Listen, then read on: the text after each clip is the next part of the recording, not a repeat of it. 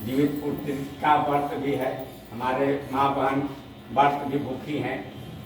और पर्व के दिन अगर आप महादेव के बात सुनते हैं, समझते हैं, तो इससे बढ़िया कुछ काम नहीं है। पर्व का मतलब समझते हैं, पर्व का मतलब होता है पर्वत से लिया गया, ऊंचाई से लिया गया है। हमारा आपका मन ऊंचाई की तरफ जाए, हमारा आपका मन ईश्वर की तरफ जाए।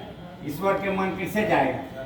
जब ईश्वर के नाम लेंगे, ईश्वर के नाम लेंगे, महादेव के बारे में सोचेंगे। महादेव के ईश्वर, परमेश्वर, महेश्वर, जोगेश्वर कहा भी गया है। महाकाल और महामृत्युंजय कहा गया है, तो शिव को कहा गया है। और शिव के नाम लेंगे हम आप, तो हमारा आपका मन ऊंचाई पे जाएगा। और हमारा आपका मन जब ऊंचाई पे जाएगा तभी परिणाम आएगा, तभी रिजल्ट आएगा। तभी जो आप व्रत किए हुए ना, जितिया का व्रत जो आप रखे हैं, अगर महादेव के बात कीजिएगा, महादेव के बात सुनिएगा और सुनाइएगा, तो आपका सीधे डायरेक्ट जो है कि मन आपको परमात्मा की तरफ जाएगा, ऊंचाई की तरफ जाएगा।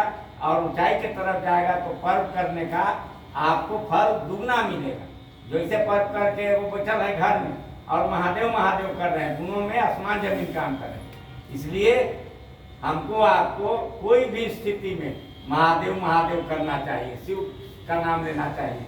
साहब श्री हरिंद्रानंद जी ने इसीलिए बोले कि जो हम आप दूसरे को शिव चर्चा सुनाते हैं, दूसरे को शिव से जोड़ते हैं, क्या है कि शिष्य भाव जागरण का अनुपम विधा है, सबसे बढ़िया तरीका है। और इसको छोड़ करके हम आप कहाँ जा रहे हैं, समझे? और महादेव को छोड़ करके हम आप कहाँ जाएंगे?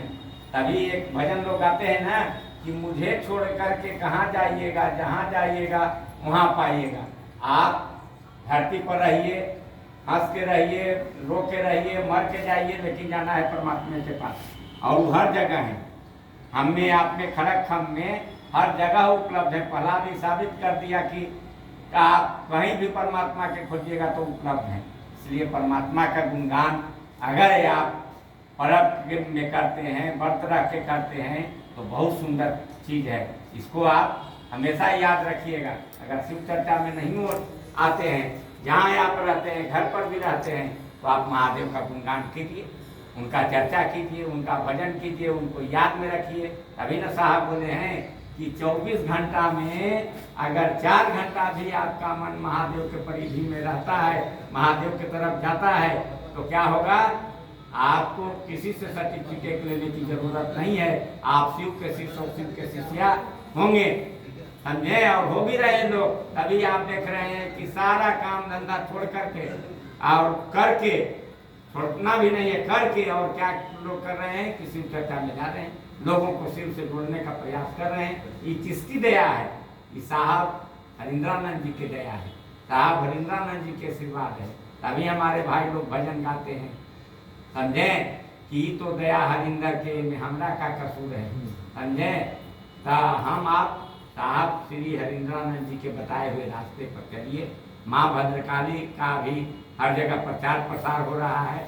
माँ भद्रकाली में हमेशा साहब जो है कि महल्या के दिन आते थे, अमावस्या के दिन आते थे, और उन्हीं के आगमन के उपलक्ष्य में यह जो है हमारे कुछ गुरु भाई लोग साहब के सानिध्य में रहते थे। साहब कहते भी थे कि लोग हमको छोड़ करके कहीं नहीं देखेंगे दाएं बाएं, किसी को लोग अपना नहीं बनाएंगे। जब आदमी बनेंगे तो हरिंद्रानंद जी के आदमी रहेंगे।